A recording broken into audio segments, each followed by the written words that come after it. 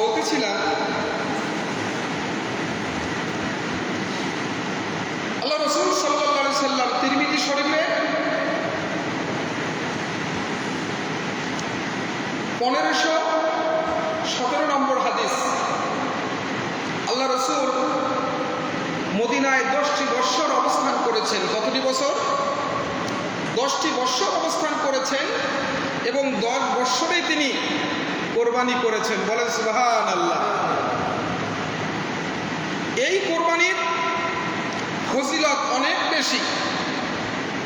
আমরা এখন তো শুধু ওই অনেকেই কোরবানি দেই, কোরবানি না দিলে মানুষে কি বলবে, জামাই আছে, মেয়ে আছে, আত্মীয় স্বজন আছে, হ্যাঁ, ধার দেনা, ঋণ, সুদের ওপর টাকা, লাভের ওপর টাকা, যেভাবেই হোক কোরবানি আমাকে দিতে হবে, নাহলে সমাজে মুখ দেখানো যাবে না, ইজ্জত থাকবে না। কি বলে?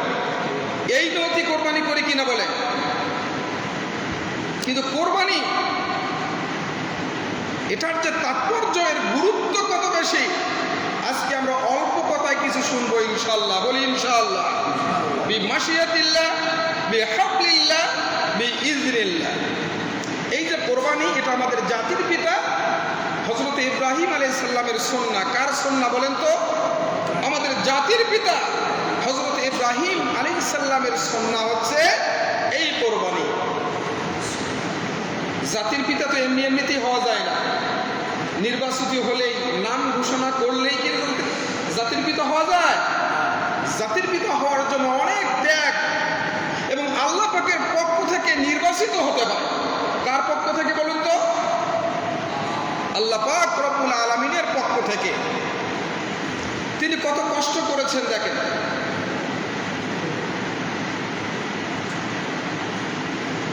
নমরুদ আমাদের জাতির পিতাকে আগুনের মধ্যে নিক্ষেপ করে নাই?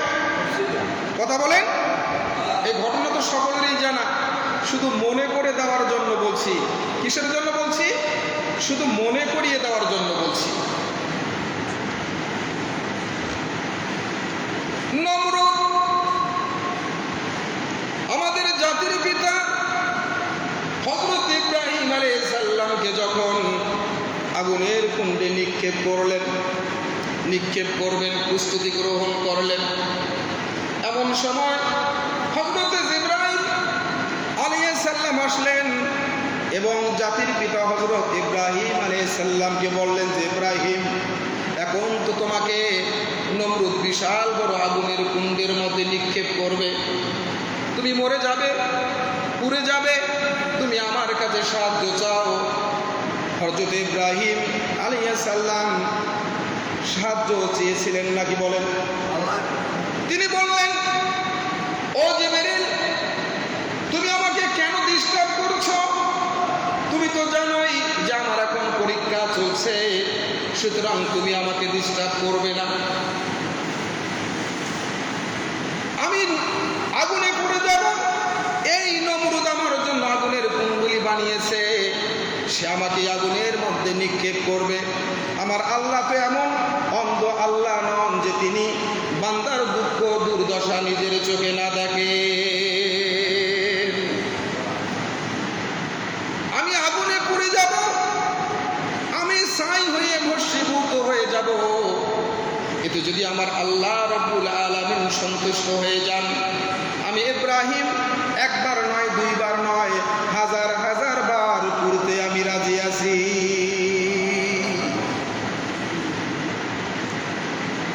নমরুদ হযরত ইব্রাহিম আলাইহিস সালামকে আগুনের মধ্যে নিক্ষেপ করবেন, আর এই আগুনের মধ্যে তিনি পুড়ে যাবেন, ছটফট করবেন, তার কষ্ট হবে। এইটা দেখার জন্য এই নমরুদ তার লোকজন নিয়ে, মন্ত্রী মিনিস্টার নিয়ে প্রাসাদের ছাদে উঠেছে। ছাদ থেকে দেখতে পেলেন একই অবস্থা, এত বিশাল আগুনের কুণ্ডলী, এত মাছ ধরে কয়েক কিলোমিটার জুড়ে আগুনের কুণ্ডলী বানালাম। তিনি দেখলেন ইব্রাহিম আলাইহিস সালামকে তো পুরা দূরের কথা, তার গায়ের জামাও পুরাতে পারে নাই। তিনি রাগ করে শরীরের সমস্ত শক্তি একত্রিত করে আগুনকে বললেন যে, আগুন, ইবাদত করলাম, তোর পূজা করলাম, আর্চনা করলাম, আমার শত্রু কেন জ্বালাইতে পারিস না? তোর ভিতরের জ্বালানি শক্তি, দাহ্য শক্তি কমে গেল নাকি, নষ্ট হয়ে গেল নাকি? আগুনের ভিতর থেকে আওয়াজ এসে গেল, আল্লাহ পাক রব্বুল আলামিন আগুনের মধ্যে ক্ষমতা দিয়ে দিলেন।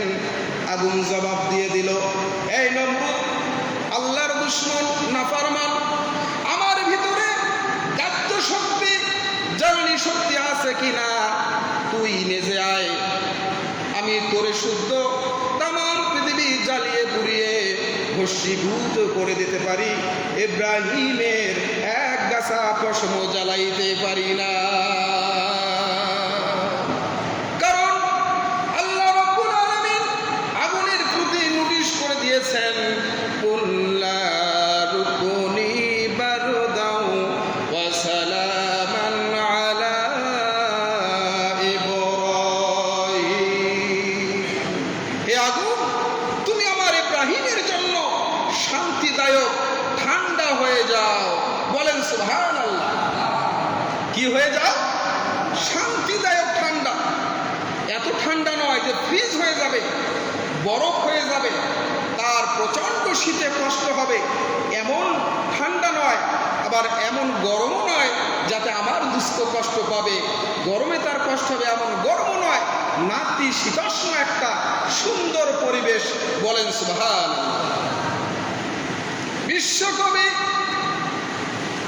আল্লামা ইকবাল বলেছেন, আজ भी हो जो इब्राहिम का इमाम पैदा कर सकती है एक अंदाज़े गुलिस्ता पैदा।